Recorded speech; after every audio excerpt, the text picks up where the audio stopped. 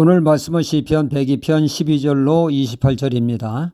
올 설 연휴 데드맨이라는 영화가 개봉이 되는데 한국 영화 사전 예매일 1위를 기록하여 많은 주목을 받고 있습니다.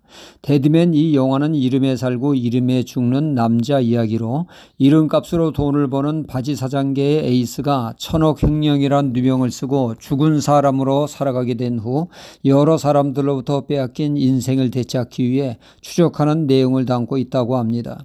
본인의 이름값으로 최고의 인생을 살던 인물이 범죄 누명을 쓰고 죽은 사람의 이름을 빌리며 최악의 인생을 살아가는 것으로 이름으로부터 시작되는 사건과 이름에 둘러싼 얽히고 설킨 인물들의 관계를 짜임새 있게 구성하며 이름값하는 영화가 될 것을 기대하고 있다고 합니다.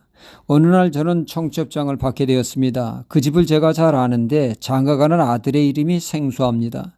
처음 들어보는 이름이죠. 그 집에 분명 아들이 하나인데 내가 모르는 또 다른 아들이 있었나 의아해 친척 되시는 분을 만나 물어보니 제가 알고 있는 그 아들이 맞았는데 개명을 한 것입니다. 그러니까 이 아들의 부모가 믿는 분으로 아들 이름을 성경에서 따라 지은 것이죠. 그러나 아들은 믿음도 없고 신앙생활을 하지 않으니 성경적인 이름에 불만을 가지고 이름을 개명하게 된 것입니다. 이름이 늘 그 아들에게 부담이 된 것으로 보입니다. 그 이름에 걸맞게 살아 이름값을 하며 살아가는 거 귀한 일이 아닐 수가 없죠.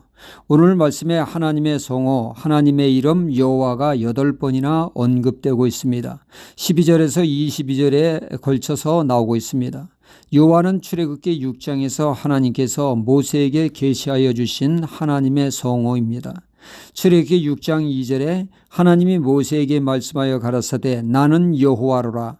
6절과 7절에 그러므로 이스라엘 자손에게 말하기를 나는 여호와라. 내가 애굽 사람의 무거운 짐 밑에서 너희를 빼어내며 그 고역에서 너희를 건지며 편팔과 큰 재앙으로 너희를 구속하여 너희로 내 백성을 삼아 나는 너희 하나님이 되리니 나는 애굽 사람의 무거운 짐 밑에서 너희를 빼어낸 너희 하나님 여호와인 줄 너희가 알지라.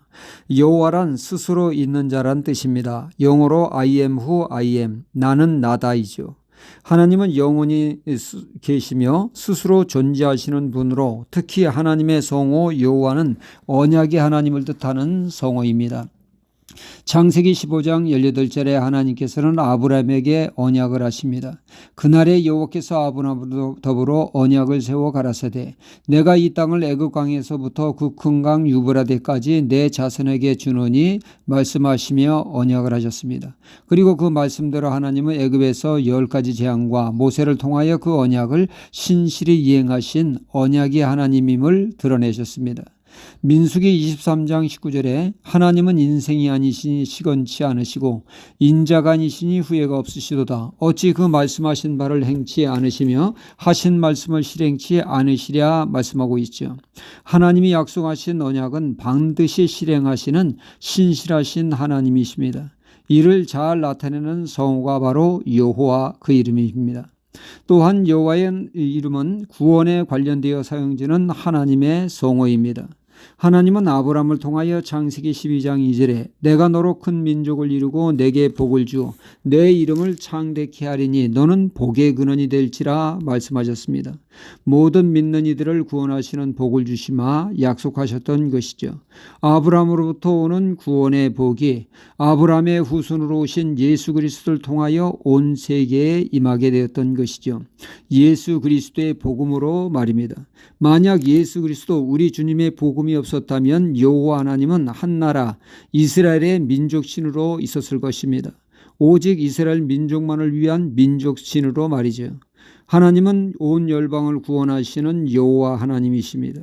그러기에 예수 그리스도의 복음으로 인해 십자가를 통하여 온 인류의 죄의 문제를 해결하고 예수 그리스도의 부활로 새 생명을 얻게 하여 온 세계의 열방이 하나님께 나와 섬기며 경배케 하는 하나님의 놀라운 구원을 이루셨습니다.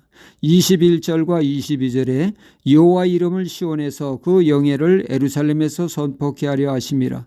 때에 민족들과 나라들이 모여 여호와를 섬기리로다 말씀하고 있습니다. 여호와 하나님은 이스라엘의 하나님을 넘어 모든 세계를 구원하시는 하나님이심을 선포하고 있는 것이죠.